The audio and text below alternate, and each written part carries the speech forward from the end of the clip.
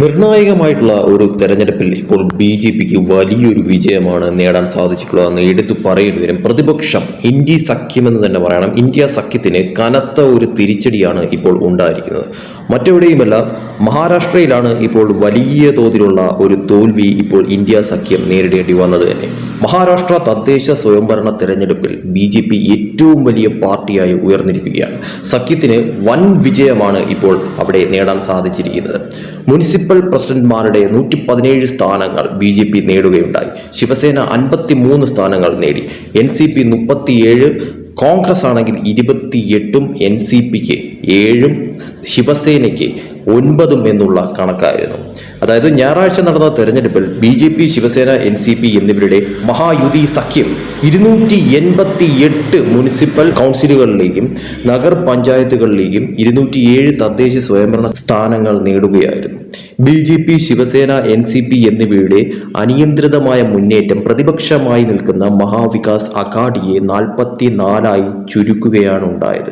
സംസ്ഥാന തെരഞ്ഞെടുപ്പ് കമ്മീഷൻ പങ്കിട്ട അന്തിമ കണക്കുകൾ വ്യക്തമായിരിക്കുകയാണ് ഇപ്പോൾ. അതായത് ബി.ജെ.പി 117 മുനിസിപ്പൽ സീറ്റുകൾ നേടുകയുണ്ടായി.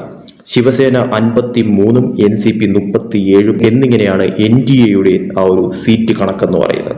അതേസമയം കോൺഗ്രസ് 28, എൻ.സി.പി എസ്.പി വിഭാഗം 7, ശിവസേന യു.ബി.ടി വിഭാഗം 9 നേടുകയുണ്ടായി. ടോട്ടൽ നോക്കിക്കഴിഞ്ഞാൽ 44 സീറ്റുകളിൽ അവർ ഒതുങ്ങുകയുണ്ടായി. അതായത് എൻ.ഡി.എക്ക് ടോട്ടൽ കിട്ടിയത് 288-ൽ 207 ആണെങ്കിൽ ഇവിടെ പ്രതിപക്ഷത്തിന് ആകെ മൊത്തത്തിൽ കിട്ടിയത് 44 എന്നുള്ള കണക്കായിരുന്നു.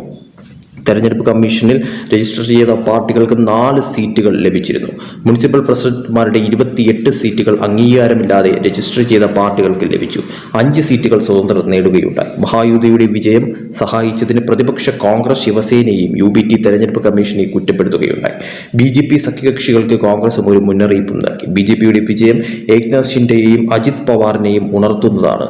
ബി.ജെ.പി ഈ 2 സഖ്യകക്ഷികളെയും 100% പുറത്താക്കുമെന്നും സംസ്ഥാന കോൺഗ്രസ് മേധാവി ഹർഷ് വർദ്ധൻ പറയുകയുണ്ടായി. ജനങ്ങൾക്ക് നന്ദി പറഞ്ഞുകൊണ്ട് കേന്ദ്രമന്ത്രിയും ബി.ജെ.പിയുടെ മുഖ്യ തന്ത്രജ്ഞനുമായ അമിത് ഷാ എക്സിലെ ഒരു പോസ്റ്റിൽ പറഞ്ഞത്, ഈ വിജയം സമൂഹത്തിലെ എല്ലാ വിഭാഗങ്ങളുടെയും ക്ഷേമത്തിനായുള്ള മോദിജിയുടെ നേതൃത്വത്തിലുള്ള എൻ.ഡി.എ കേന്ദ്ര സംസ്ഥാന സർക്കാരുകളുടെ ജനങ്ങളുടെ ഒരു അനുഗ്രഹമാണ് എന്ന് പറയുകയുണ്ടായി. പ്രധാനമന്ത്രി നരേന്ദ്രമോദി മഹാരാഷ്ട്രയിലെ ജനങ്ങൾക്ക് നന്ദി പറയുകയും ഉണ്ടായി. മോദിജിയുടെ പോസിറ്റിവിറ്റിയും ഞങ്ങളുടെ നേതാക്കളായ അമിത് ഷാജി, നദ്ദാജി, നവീൻജി എന്നിവരും ഞങ്ങളിൽ അർപ്പിച്ച വിശ്വാസം നിറവേറ്റാൻ കഴിഞ്ഞതിൽ ഞങ്ങൾക്ക് സന്തോഷമുണ്ട് എന്ന് മുഖ്യമന്ത്രിയായിട്ടുള്ള ദേവേന്ദ്ര ഫട്നാവിസും പറയുകയുണ്ടായി. ആദ്യമായി ഞാനൊരു നേതാവിനെയോ പാർട്ടിയെയോ വിമർശിച്ചില്ല, ആരോപണങ്ങൾ ഉന്നയിച്ചില്ല. പക്ഷേ എൻ്റെ പദ്ധതികൾ വിശദീകരിച്ചു. ഞാൻ 100% പോസിറ്റീവായി പ്രചാരണം നടത്തി. അത് ബലം കണ്ടു എന്നും ജനങ്ങൾക്ക് അത് അംഗീകരിച്ചു എന്നും അദ്ദേഹം പറയുകയുണ്ടായി.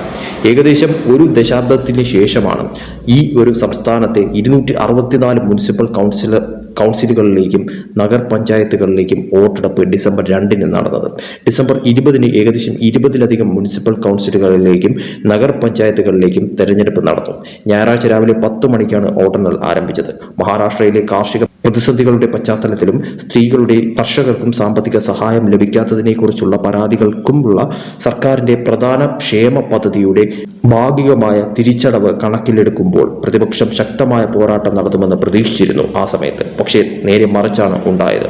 എന്തായാലും വലിയ തോതിൽ മഹാരാഷ്ട്രയിൽ ഇപ്പോൾ നിയമസഭാ തെരഞ്ഞെടുപ്പിന് ശേഷം നടന്നിരിക്കുന്ന ഈ ഒരു തെരഞ്ഞെടുപ്പിൽ വലിയ തോതിലുള്ള ഒരു വിജയമാണ് ഇപ്പോൾ ബി.ജെ.പി നേടിയിരിക്കുന്നത് എന്നതിൽ ഒരു സംശയവുമില്ല. കാരണം തൂത്തുവാരൽ വിജയമെന്ന് തന്നെ ഇതിന് പറയാൻ സാധിക്കും.